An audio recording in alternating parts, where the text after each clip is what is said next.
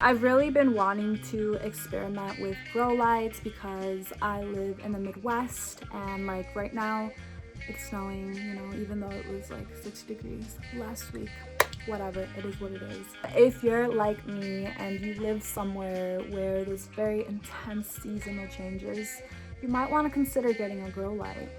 Or if you're like me and you want to experiment with stressing out your succulents. I'm not being paid to say any of this, but Mars Hydro did send me a grow light, a very, very nice grow light that I have been using this past month, and I'm also burning my fingers right now. What I did was I got one of these metal shelves that you could buy at like Home Depot and pretty much everywhere, and I mounted this light with zip ties on the top. So I'm pretty sure I'm gonna move this setup, but for now this is what I have going. Oh fuck, whoops. I wonder if it's a problem that I left this plastic here. This came with some really dope stickers.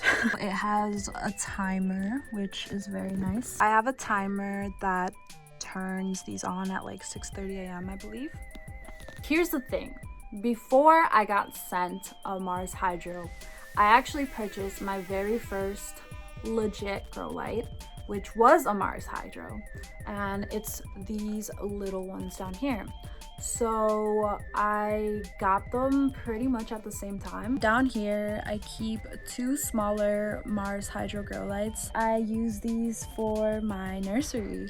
It's just a bunch of little succulent propagations that I'm taking and growing with love. The way I went about choosing which succulents to put under the grow light had to do with farina production, an interesting color change when it's stressed out, which isn't a negative thing, it just means it's getting a lot of sunlight, and also variegation. Variegation is essentially an anomaly that I am obsessed with, and a lot of people are obsessed with it, and it's very clear to see why, because it can produce some really pretty results. Your plant will grow more compact with higher farina and just a prettier color, in my opinion. I chose specific plants, pretty much my favorite plants, and yeah, I just fucking sit here.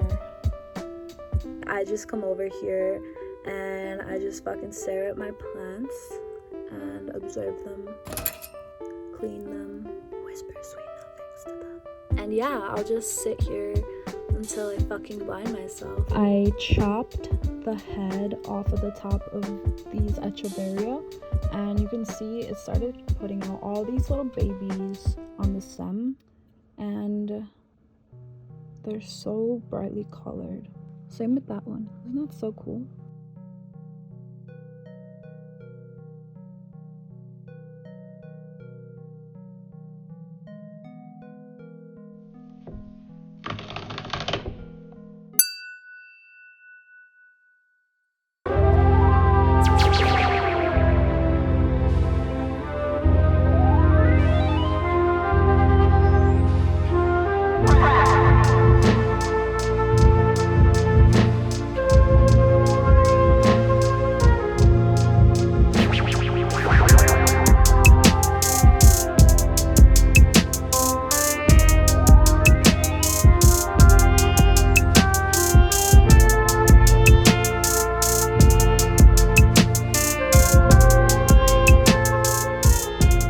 For this plant, like you can see here, the space in between the leaves, that's because it wasn't getting that much sun, right?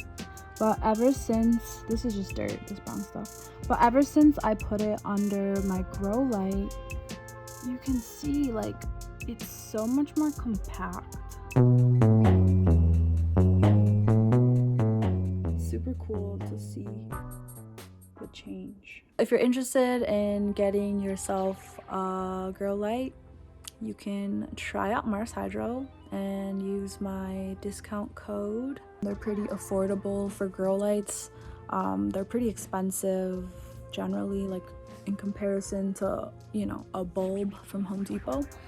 but yeah, it's definitely an investment. If you ever do get one, you can use my discount code. I got you. I'll keep y'all updated on the grow light situation. I will say I did have a couple mishaps at first where I put some plants too soon without acclimating them, and they might have gotten a little burnt, but you know, you live and learn. I'll update y'all on the plants in a few weeks or a month maybe. Thank you so much for watching. I love you. Have a beautiful day. Bye.